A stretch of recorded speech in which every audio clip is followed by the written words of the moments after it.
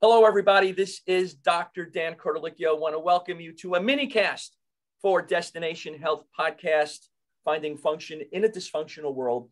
I am here with a very good friend of mine, and I'm very excited that she's written a book, Journey to Me, and we're going to discuss the book a little bit. I have my copy. I have a signed copy.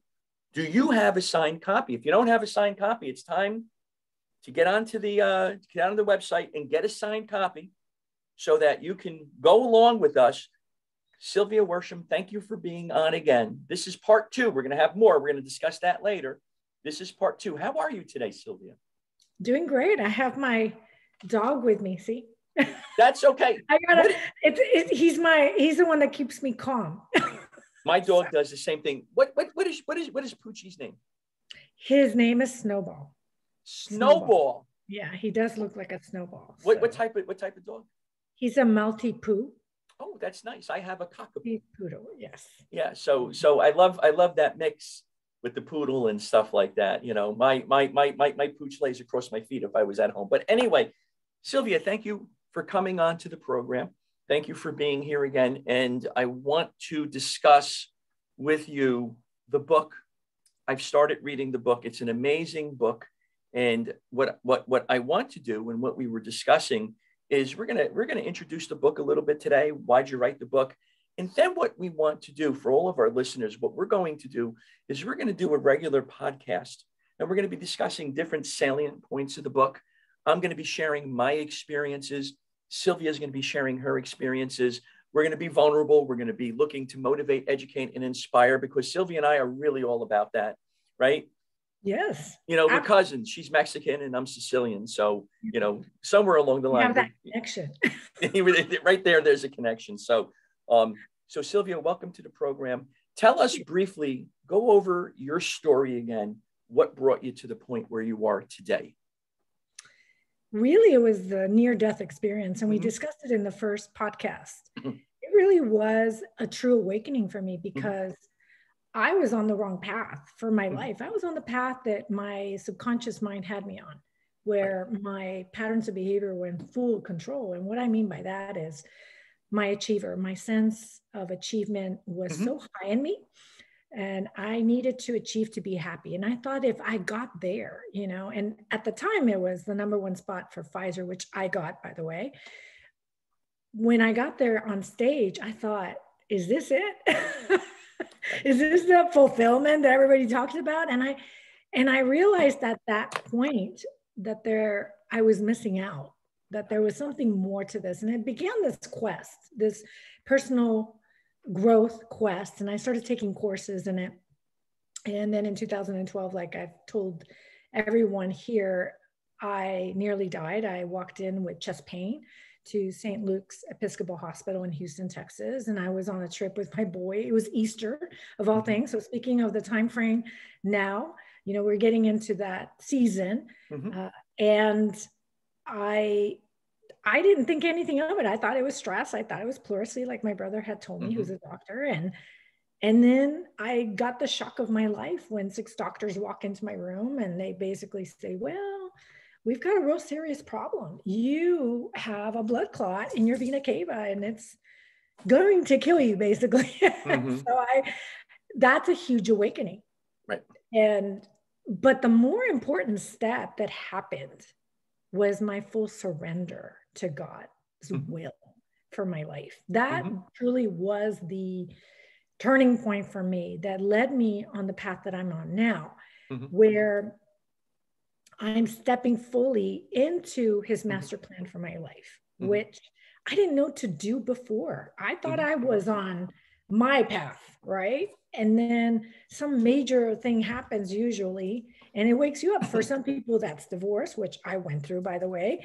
And or it could be a loss of a promotion at the job, and your whole identity gets questioned. Or in my case, I nearly die. And now I am in the situation that I'm in now, and I'm happier now than I was, because there is no there. There is no, you get here and you have happiness. Right. You know, a lot of people do define success like that. And you and I, we're kindred spirits this way.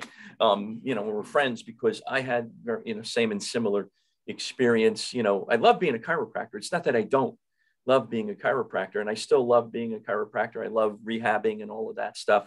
But then when I had my heart attack, it took me on a new career path. I went through imposter syndrome. I'm a, natural healthcare practitioner, and, I found functional medicine and clinical nutrition, and I fell in love with it.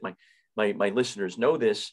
And so it's interesting how at times something happens, like you said, that is that wake up call, that aha, that brings you to the point where you are today. Because, I was on a podcast yesterday, and I was interviewing somebody, Sylvia, and they took over. They hijacked my podcast, by the way. And they started asking me questions about me. It was actually okay. It was pretty cool because they just said, "Oh, wait a second. I want to know your story too, and we'll do another one for you and I," she said. But we went through all of this, and it came to a point where, like you found out what your true calling is, and it changes as we go on, different than what our parents grew up with. And so then you decided to write the book, Journey to Me. What was that motivating factor? Because writing a book is not easy. I've tried multiple times. There's a book in me. I don't know when, busy and stuff like that. What was that motivating factor that brought you to say, I need to share my experience and I need to help others in this journey?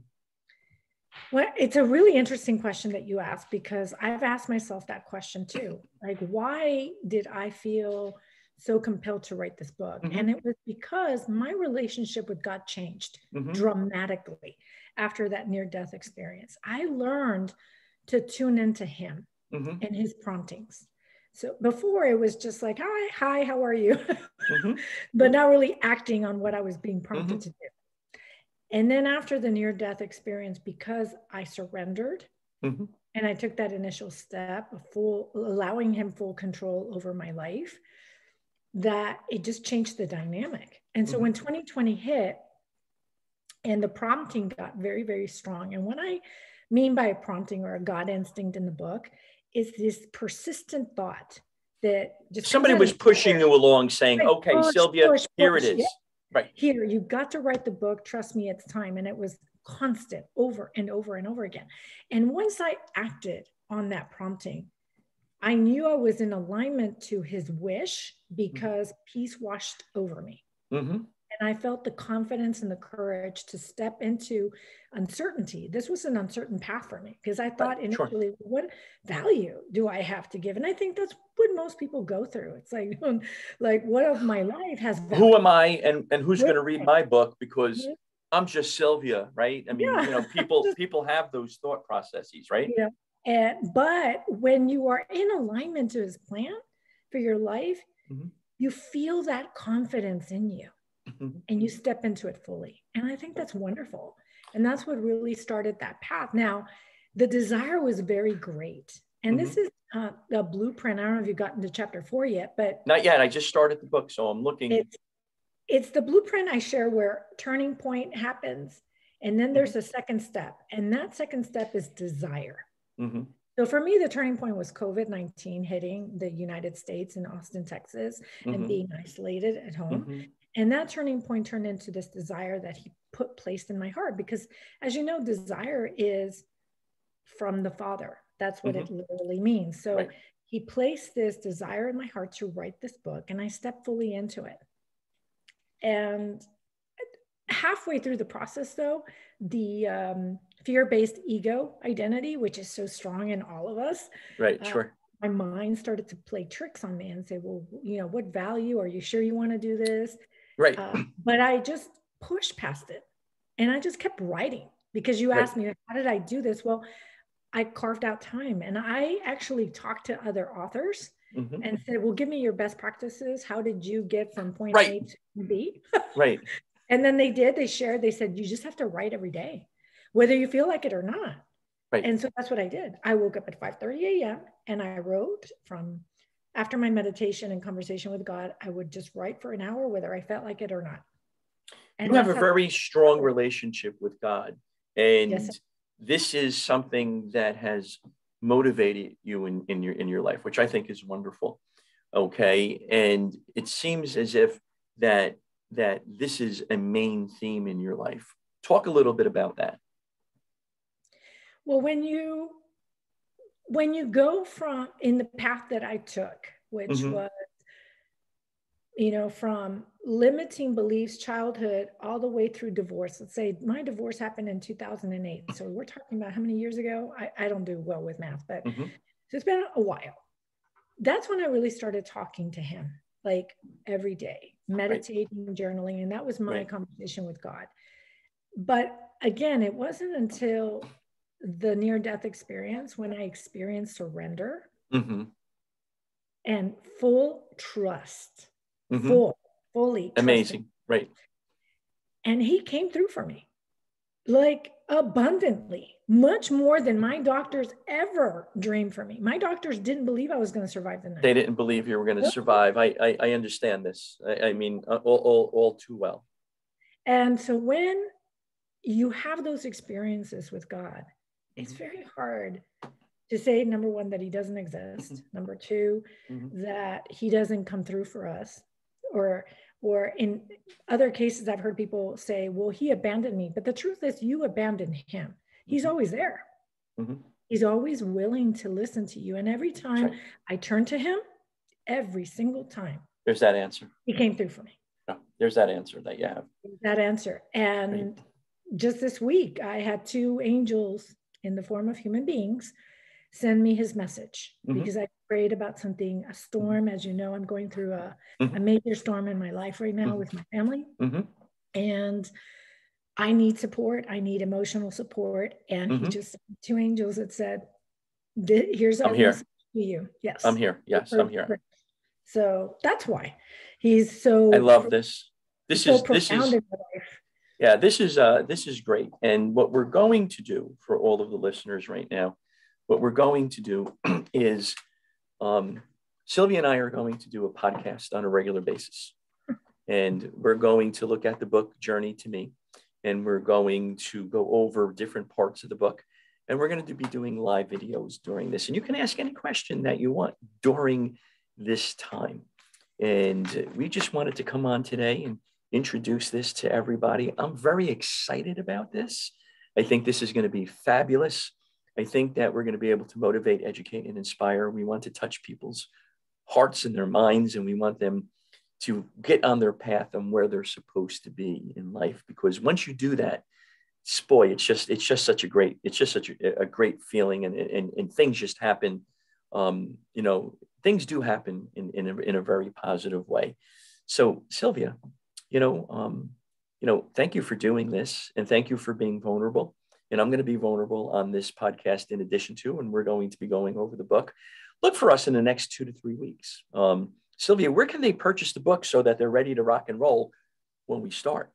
On Amazon. You could do it on Amazon, anywhere online, Barnes and Nobles online, everything. Everybody shops online now. Ever since the pandemic hit, everybody gets on their computer and just orders online. Right. We've made it very simple, and we have every available format for except Audible. I'm still working on that.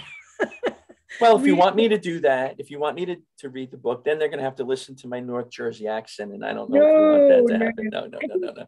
I think there was a Mexican accent because there's a lot of Spanish in the book. So for those that want to learn some Spanish, well, there's some Spanish in there.